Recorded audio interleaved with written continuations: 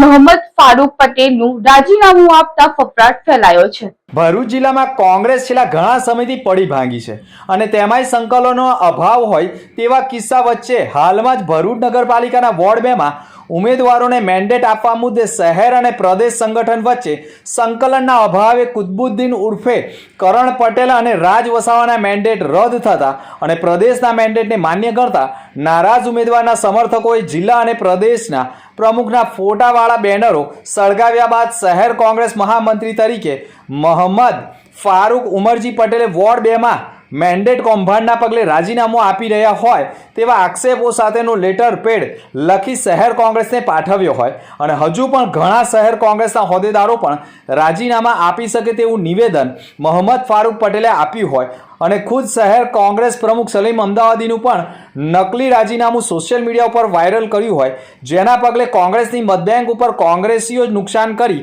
AIMIM કે આપને ફાયદો કરાવી શકે અને કોંગ્રેસની બેઠકોને નુકસાન કરી શકે તેવા સ્પષ્ટ એંધાણો પણ વર્તાઈ રહ્યા છે।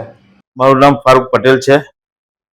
હું કોંગ્રેસ પક્ષમાંથી મહામંત્રી પદ પરથી રાજીનામું આજે આપી રહેલો છું, એટલા માટે કે જે ભરૂચ શહેર નગરપાલિકાના ઇલેક્શનમાં જે વોર્ડ નંબર 2 માં કોંગ્રેસ પક્ષે જે લુપાછુપીનો ખેલ ખેલેલો છે અને માઇનોરિટી સમાજને અંદરો અંદર લડાવવાના ધંધા કરી રહેલા છે, એનાથી બિલકુલ સખત નારાજ છે અમે લોકો।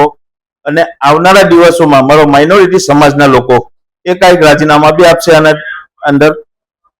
બીજી વાત કે પ્રદેશ પ્રમુખને બી હું સવાલ કરું છું કે શું તમે આ કોંગ્રેસમાં બેસીને આ ટિકિટો વેચી રહેલા છે કે વેચી રહેલા છે?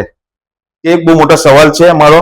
અને આવનારા દિવસોમાં વિધાનસભા, લોકસભા એની અંદર કોંગ્રેસને શું કરવાનું છે તે કોંગ્રેસને ખબર પડશે।